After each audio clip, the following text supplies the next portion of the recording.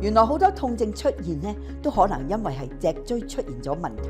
唉，都唔知係咪年紀大啦。近幾年呢，我都有肩頸痛，特別係翻風日子，哇，真係痛到瞓唔着㗎。好彩後來呢，俾我揾到佢哋呢度，俾我嘅感覺十分專業同放心。檢查個過程咧好仔細，舊患喺邊呢，佢哋都知道，又會話俾我知。